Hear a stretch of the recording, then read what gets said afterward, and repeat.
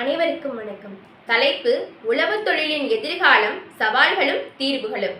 உழவுத் தொழிலுக்கு வந்தனை செய்வோம் என்ற பாரதியையும், உழவு என்ற அதிகாரத்தை படைத்த வள்ளுவனையும் சிரம் தாழ்த்தி வணங்குகிறேன்.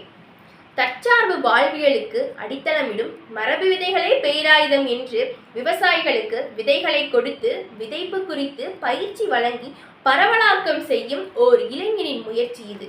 80,000 கிலோமீட்டர் பயணம் செய்து 55 ரக கத்தரிக்காய், 30 ரக தக்காளி, 20 ரக சுரைக்காய், 15 ரக புடலங்காய், 10 ரக கேழ்வரகு, 9 ரக சோளம் என 300 வகையான விதைகளுடன் நமது நாடு திரும்பிய நம்மாழ்வாரின் மாணவரை இங்கு எத்தனை பேருக்கு தெரியும்?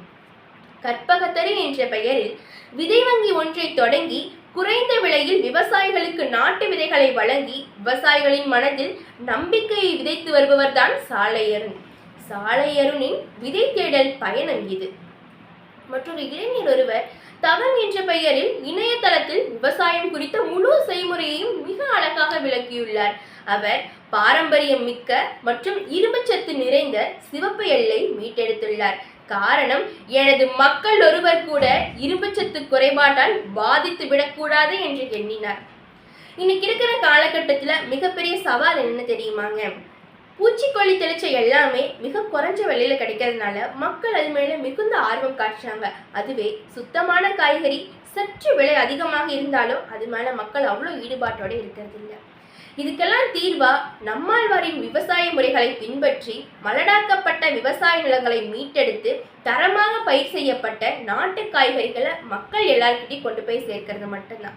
இதே மாதிரி நம்ம செஞ்சோம் அப்படின்னா கண்டிப்பா எதிர்காலத்துல நவீன இயந்திரங்களோட கண்டுபிடிப்பு அதிகமாகும். அது மட்டும் இல்லாம தரமான பயிர் செய்யப்பட்ட நாட்டு காய்கறிகளை நம்ம பயிர் செஞ்சு அதிகமா பயன்படுத்த ஆரம்பிச்சிருவோம். பேர் தெரியாத நோய் நம்ம பக்கத்துல கூட வராது. ஆரோக்கியமான வாழ்வை நம்ம வாழ ஆரம்பிச்சிருவோங்க. விதைகளும் குழந்தைகளுமே பூமி தாயின் கடைசி நம்பிக்கை. இவ்வளவு நேரம் உழவு உழவு உழவுன்னு உழவை பத்தியே நம்ம பேசிட்டு இருந்தோம். ஆனா அதை விளைவிக்கிற உழவனை பத்தி யாருக்கு தெரியும்? உழவன்னா யாருன்னு தெரியுமாங்க? கட்டிய மனைவியின் கடுகளவு தங்கத்தையும் விற்று மண்ணில் போட்டான். மண்ணில் போட்டதால் தானோ என்னவோ மண்ணோடு மண்ணாய் போனது அவனது வாழ்வு.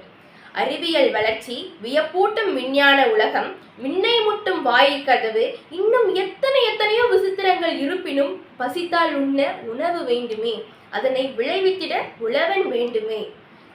சுழன்றும் ஏற்பின்னது உலகம், அதனால் உழந்தும் உழவே தலைன்னு வள்ளுவர் சொல்லியிருக்காரு. அதோட பொருள் என்னன்னு தெரியுமாங்க? இந்த உலகம் பல தொழில்களால தான் இயங்கிட்டு இருக்கு. ஆனா இன்னைக்கும் விவசாயத்துக்கு பின்னாடிதான் நம்ம உலகம் நின்றுட்டு இருக்கு. ஆகவே விவசாயம் தலை சிறந்ததாகும். இன்னைக்கு இருக்கிற காலகட்டத்துல பல இளைஞர்கள் விவசாயத்து பக்கம் திரும்பியிருக்காங்க. அவங்களை ஊக்குவிக்கிற விதமாவது நம்ம கண்டிப்பா நாட்டு காய்கறிகளை வாங்கி பயன்படுத்தியே ஆகணும். நம்ம சந்ததியும் நமக்கு அடுத்து வரப்போற சந்ததிகளும் கண்டிப்பா விவசாயத்து பக்கம் வரணும். காரணம், விவசாயத்தை காப்பாத்துறதுக்காக இல்ல, நம்மளை நம்ம காப்பாத்திக்கிறதுக்காக. நோயற்ற வாழ்வை கண்டிப்பா வாழணும் இல்லைங்களா? அதனாலதான் சொல்றேன். என்றும் விவசாயம் காப்போம். நன்றி.